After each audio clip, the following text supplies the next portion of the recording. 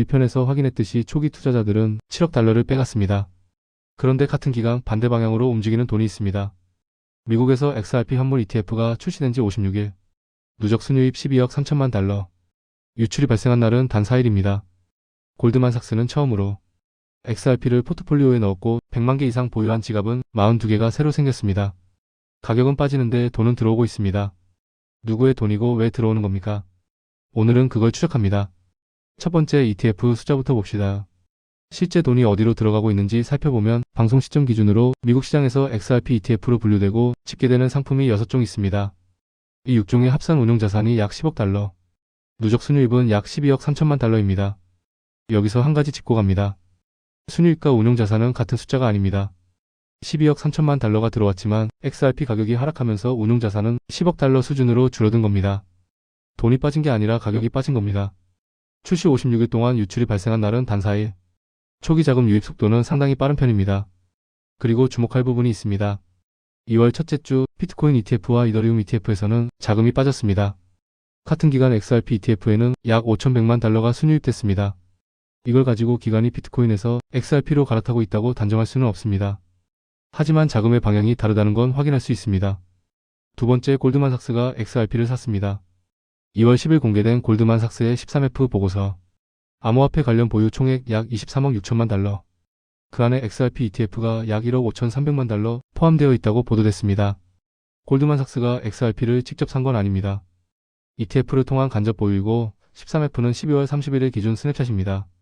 지금 이 순간에도 그 포지션을 유지하고 있는지는 알 수 없습니다. 다만 사실관계는 이겁니다. 월가 최대 투자은행 중 하나가 처음으로 XRP를 포트폴리오에 편입했습니다. 세 번째, 고래는 사고 개미는 팔고 있습니다. 온체인 데이터를 봅시다. 1월 한 달 100만 XRP 이상 보유한 대형 지갑에서 약 3억 8천만 개가 순매집됐습니다. 같은 기간 소액 지갑에서는 약 1억 4,500만 개가 순유출됐습니다. 그리고 100만 XRP 이상을 보유한 지갑이 42개 새로 생겼습니다.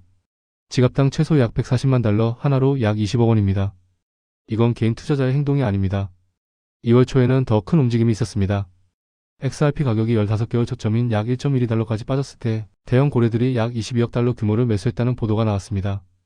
가격이 빠질 때 파는 쪽과 사는 쪽이 명확하게 갈리고 있습니다. 네 번째, 리플은 지금 어디에 앉아 있습니까? 어제 2월 10일 백악관에서 스테이블 코인 규제를 논의하는 회의가 열렸습니다. 은행권과 암호화폐 업계가 한자리에 모인 자리입니다. 리플의 최고 법률 책임자 스튜어트 알도로티가 직접 참석했습니다. 그가 회의 후에 남긴 말이 있습니다. 생산적인 세션이었다. 타협의 분위기가 있었다. 리플은 규제를 만드는 테이블에 직접 앉아있는 몇 안 되는 암호화폐 기업 중 하나입니다. 리플이 운영하는 정치활동위원회 페어쉐이크의 누적 기여금은 약 1억 9,300만 달러입니다. 리플의 현재 추정 기업 가치는 약 500억 달러. 2025년 포트리스와 시타델이 주도한 5억 달러 투자 라운드에서 400억 달러 평가를 받았고 이후 상향됐습니다. 12인사이츠 기준으로 세계 비상장 기업 상위 10위권에 진입한 것으로 보도됐습니다. 리플의 스테이블코인 RLUSDC 가총액은 약 15억 2천만 달러. 아직 USDC의 73억 달러, USDT의 규모와는 비교가 안 되지만 바이낸스에 상장됐고 백악관 회의에서 논의 대상이 된다는 것 자체가 위치를 말해줍니다. 다섯 번째, 그런데 왜 안 오릅니까? 여기까지 보면 오를 것 같습니다. ETF 자금 유입, 골드만삭스 편입, 고래 매집, 정치적 위상. 그런데 가격은 오늘 1.3억 달러 부근까지 밀렸습니다. 24시간 만에 또 한 번 빠진 겁니다. 이유는 단순합니다. 비트코인이 방향을 못 잡고 있습니다. 최근 90일 기준 XRP와 비트코인의 상관계수는 약 0.85입니다. 비트코인이 안 움직이면 XRP도 안 움직입니다. 비트코인은 오늘 6만 7천 달러 아래로 밀렸습니다. 미국 고용지표 발표를 앞두고 위험자산 회피 심리가 강해진 겁니다. 공포탐욕 지수는 극단적 공포 구간입니다. 미국 연방기금금리는 3.50에서 3.75% 구간이고 연내 추가 인하 가능성은 있지만 시장이 기다리는 건 금리 인하 자체가 아니라 유동성 확대의 신호입니다. 그리고 한국 시장을 봐야 합니다. 2025년 업비트 기준 XRP 연간 거래대금은 약 1조 달러로 전 세계에서 가장 많이 거래된 거래소였습니다. 그런데 지금은 다릅니다. 코스피가 사상 최고치인 5,354포인트를 찍으면서 국내 자금이 주식시장으로 이동하고 있습니다.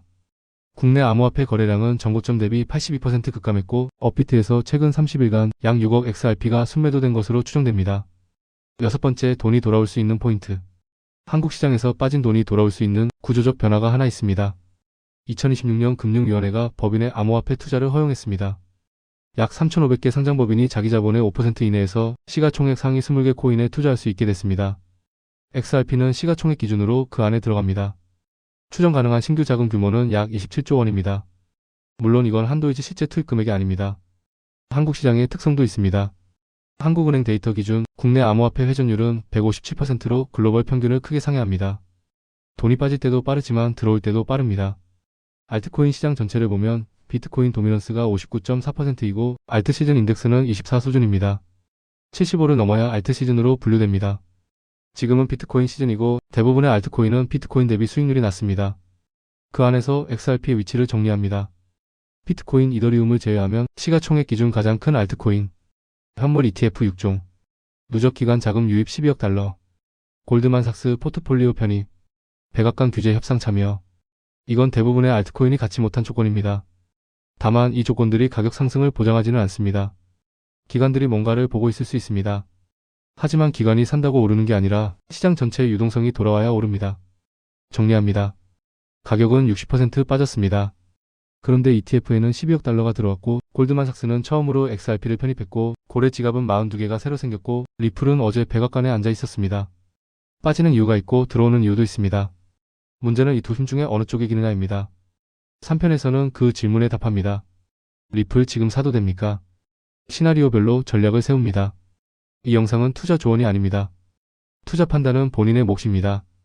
도움이 되셨다면 구독과 좋아요로 격려해주시면 영상 제작에 큰 힘이 됩니다.